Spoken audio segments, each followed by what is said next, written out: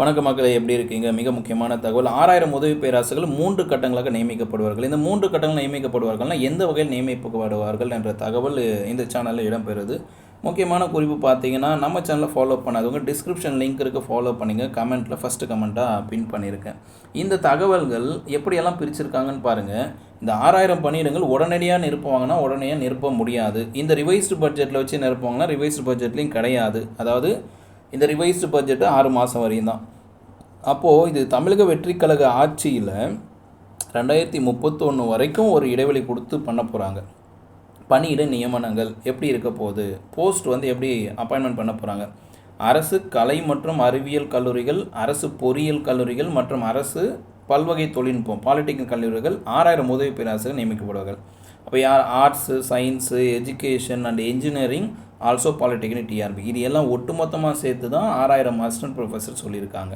இந்த நியமன முறையை பொறுத்தவரையும் இது ஒரே ஃபேஸில் கொடுக்க போவது கிடையாது. அதாவது ஒரே ரெக்ரூட்மெண்ட்டில், சிங்கிள் ரெக்ரூட்மெண்ட்டில் கொடுக்க போவது கிடையாது. 3 கட்டங்களாக நியமிக்கப்படுவார்கள். அப்போது 3 ரெக்ரூட்மெண்ட் வரப்போகுது. 3 கட்டங்கள் அப்படின்னா ஆர்ட்ஸு, சயின்ஸு அண்டு எஜுகேஷன், இது ஒரு கட்டமாக ஒரு 2000 போஸ்டிங். அடுத்து அரசு பொறியியல் கல்லூரிகள், அது ஒரு 2000 போஸ்ட்டு. அதுக்கப்புறம் பாலிடெக்னிக் டிஆர்பி, அது ஒரு 2000 போஸ்ட்டு. இப்படி ஒரு வகைப்படுத்தப்படலாம். ஏன்னா இந்த ரெக்ரூட்மெண்ட்டே எப்படி தான் இருக்க தனித்தனியாக. ஏற்கனவே ஆர்ட்ஸ் டிஆர்பி நடந்து போச்சு 2700. இப்போ இதுக்கு ஒரு 6000 போஸ்ட்டை பொறுத்த வரையும் இந்த 6000 போஸ்ட்டை 3 பகுதியை பிரிக்க போகிறாங்க. ஆர்ட்ஸ், சயின்ஸ், எஜுகேஷன் ஒரு 2000 போஸ்ட்டு. அதன் பிறகு இன்ஜினியரிங் காலேஜுக்கு ஒரு 2000 போஸ்ட்டு, பாலிடெக்னிக் ஒரு 2000. இது 6000. இது நம்ம அப்ராக்சிமேட்டாக சொல்கிறது. ஆனால் உண்மையில் என்ன நடக்க போகுதுன்னா, அவங்களே சொல்லியிருக்காங்க, தேவையான ஆய்வு பாடப்பிரிவுகளின் முக்கியத்துவத்தின் அடிப்படையில் தேவையான பணியிடங்கள் ஆய்வு செய்யப்பட்டு அதன்படி முறையான தேர்வுகள் நடைமுறையை பின்பற்றி விரைந்த நியமனங்கள் மேற்கொள்ளப்படும். இங்கே விரைவில்னாவே நம்ம புரிஞ்சுக்கணும், அது ஒரு துரிதமான வார்த்தையை பயன்படுத்துகிறாங்களே தவிர உடனடியாக நிரப்ப போகிறது கிடையாது. அப்போ இங்கே என்ன தேவை அப்படின்னா, பாடப்பிரிவுகளோட ஆய்வு எடுக்க போகிறாங்க. அது என்ஜினியரிங் ஃபீல்டு வேணுமா, ஆர்டிஃபிஷியல் இன்டெலிஜென்ஸா, காமர்ஸா, எக்கனாமிக்ஸா, ஃபிசிக்ஸா, இல்லை ட்ரிபிள்இயா, இல்லை மெக்கானிக்கல் இன்ஜினியரிங், இந்த மாதிரி பாடப்பிரிவுகளோட முக்கியத்துவத்தை பொறுத்து ஸ்டூடெண்ட்டோட enrolment arts, science, education, engineering and polytechnic டிஆர்பியில் எந்த பாடப்பிரிவில் அதிகமான மாணவர்கள் சேர்ந்துருக்காங்களோ அந்த பாடப்பிரிவோட முக்கியத்துவத்தை வச்சு தான் பணியிடங்கள் ஆய்வு செய்யப்பட்டு தேவையில் ஆய்வு செய்யப்பட்டு அதை தான் நம்ம ரெக்ரூட்மெண்ட்டுக்கு எடுத்துகிட்டு வராங்க. இது புரிஞ்சிச்சுன்னா இந்த வீடியோக்கு லைக்கை போட்டு நிறைய பேருக்கு ஷேர் பண்ணிவிடுங்க.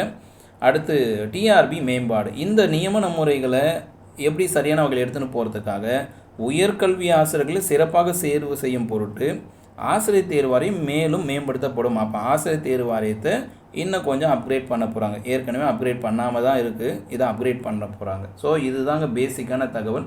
ரொம்ப இம்பார்ட்டண்டான பாயிண்ட்டு திருப்பி பார்த்தலாம். 6000 போஸ்ட்டு அனௌன்ஸ் பண்ணுறாங்க.